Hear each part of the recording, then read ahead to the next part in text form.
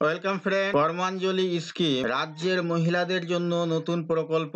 মাসে 2000 টাকার সুবিধা। কিভাবে আবেদন করবেন? তৃণমূল সরকার ক্ষমতায় আসার পর থেকে একের পর এক নতুন প্রকল্প কর্মাঞ্জলি স্কিম নিয়ে এসেছে রাজ্যের প্রতিটি স্তরের মানুষদের জন্য। পড়ুয়া থেকে বয়স্ক মানুষ সবার জন্যই আলাদা আলাদা প্রকল্প গভর্নমেন্ট স্কিম আছে।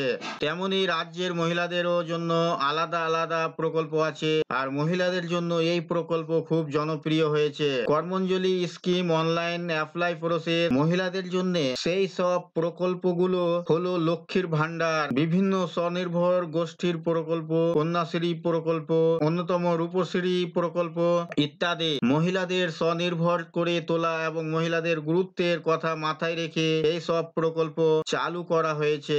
এই সব প্রকল্পগুলোর সাথে আর একটি নতুন প্রকল্প চালু করা হলো রাজ্যের তরফ থেকে। এই কর্মাঞ্জলি স্কিমের মাধ্যমে রাজ্যের মহিলারা মাথা গোঁজা ঠাঁই পাবেন মাত্র 2000 টাকায়। রাজ্যের অনেক মহিলা আছে যারা কাজের সূত্রে বাড়ি ছেড়ে বাইরে থাকেন বাড়ি ভাড়া নিয়ে, আর এই বাড়ি ভাড়া নিয়ে থাকার জন্য অনেক টাকা খরচ হয় মহিলাদের। এবার এই খরচের হাত থেকে বাঁচানোর জন্য রাজ্য সরকার উদ্যোগ নিয়েছে। ইতিমধ্যেই এই প্রকল্পের আওতায় যারা প্রশাসনের কাছ থেকে মাথা গোঁজার ঠাঁই নিয়ে চায় তাদের আবেদন প্রক্রিয়া গ্রহণ চলছে। সরকারের তরফ থেকে এই যে প্রকল্প চালু করা হয়েছে সেই প্রকল্পের নাম হলো কর্মাঞ্জলি প্রকল্প।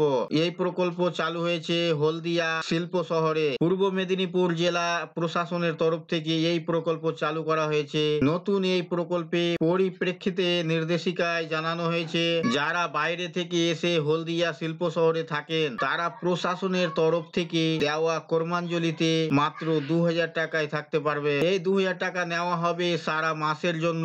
এই কর্মাঞ্জলি স্কিম আওতায় থাকার জন্য বাড়ি ভাড়া নিতে গেলে www.housing.gov.in/women hostel ওয়েবসাইটে গিয়ে অনলাইন আবেদন করতে হবে। আবেদন প্রক্রিয়া চলছে আর এই আবেদনের শেষ তারিখ হিসেব 2024 সালের 15ই মার্চ নির্ধারিত করা হয়েছে। অন্যদিকে প্রশাসনিক সূত্রে জানা গিয়েছে পূর্ব মেদিনীপুর জেলা প্রশাসনের তরফ থেকে এমন একটি উদ্যোগ এই বছর প্রথম নেওয়া হচ্ছে এমনটা নয়। গত বছরও কর্মাঞ্জলি স্কিমের অধীনে এই ধরনের পদক্ষেপ নেওয়া হয়েছিল, তবে গত বছর একজন মহিলা এই আবেদন জমা দিয়েছিলেন যে কারণে এই প্রকল্প জেলা প্রশাসনের তরফ থেকে শুরু করা সম্ভব হয়নি। এবারে মনে হয় অনেকেই এই প্রকল্পের মাধ্যমে সুবিধা নিয়ে থাকবেন এমনই আশাবাদী প্রশাসন। এই ছিল বন্ধুরা আজকের এই ভিডিও আপনাদের জন্য।